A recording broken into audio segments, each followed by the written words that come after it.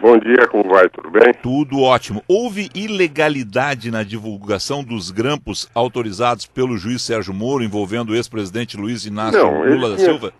ele tinha todo o direito de fazer dos grampos, porque o Lula tem um pedido de prisão preventiva, pedido pelo Ministério Público de São Paulo.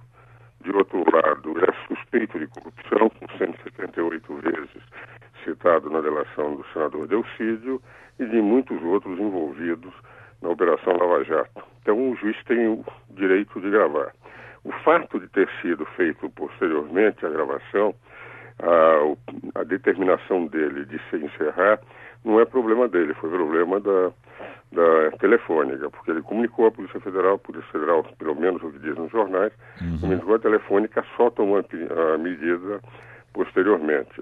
Agora, o fato dele ter publicado aquilo que evidentemente é do interesse público, há um princípio em direito constitucional chamado princípio da publicidade, artigo 37, um dos 5 princípios fundamentais para a administração pública, que ele, tendo conhecimento de um fato dessa gravidade, é evidente, ele teria que tornar público. Então ele deu publicidade àquilo que manda a administração. Portanto, Agora, há um outro dado. São 5 princípios fundamentais: legalidade, impessoalidade, moralidade, publicidade e eficiência. Ele deu publicidade. A presidente Dilma, moralidade, ela indicou alguém que é suspeito de corrupção. O problema de legalidade, ela teve desvio de finalidade, porque o diálogo demonstra que se ele não corresse o risco de ser preso, ele seria nomeado. Então ela não fez, na verdade, respeitando o princípio administrativo, que é indicar por eficiência, mas diz que só indicaria se ele corresse risco. O problema da impessoalidade. Não pode haver privilégios em indicar pessoas para cargos públicos.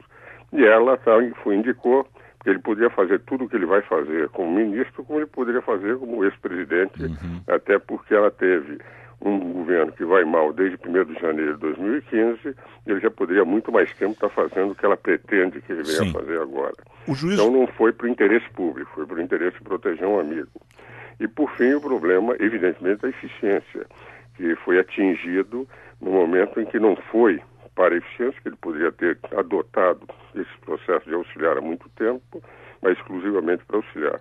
Então ela feriu 4 princípios, o juiz Sérgio Moro prestigiou um dos 5 princípios da Constituição. O juiz Sérgio Moro, portanto, na sua avaliação, não exorbitou das funções dele? Não, ele mandou bloquear, teve conhecimento e tornou público algo que, se não tornasse público, estaria fazendo mal à nação. Na avaliação do senhor, a conversa entre Lula e Dilma deixa claro uma intenção de obstrução da justiça por eles? Eu tenho a impressão que esses diálogos, aliás, os diálogos que foram revelados, na linguagem muito mais de bordel do que de uma relação de gente de governo que tem a responsabilidade de governar um país de 200 e poucos milhões. Então é um nível de palavrões que se ouve de ministros de Estado.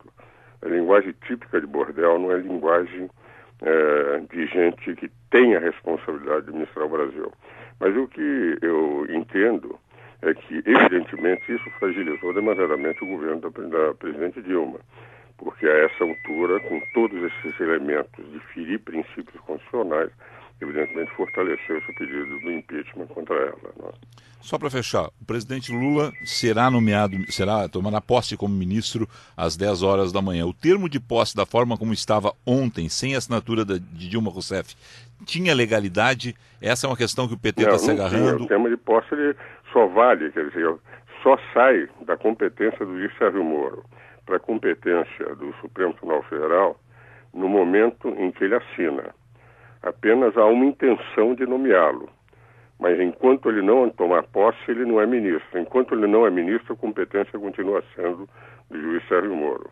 Então, na verdade, ele não exorbitou nada, porque só a partir do momento em que ele puser a assinatura no termo em frente ao presidente, é que, nesse momento, a competência sai do juiz Sérgio Moro e entra para a competência do Supremo. O senhor imagina que nós teremos um longo debate jurídico a respeito dessas questões? Não tenho a menor dúvida. Acho que a situação do país é muito difícil, ela perdeu totalmente a condição de governar, a desconfiança dos empresários, dos cidadãos, dos intelectuais é muito grande. O grupo pequeno que a apoia não tem condições de reverter essa falta de expectativas, o país está parado. E quando um país se torna ingovernável, se fosse um sistema parlamentar de governo, nós já teríamos a crise solucionada há muito tempo.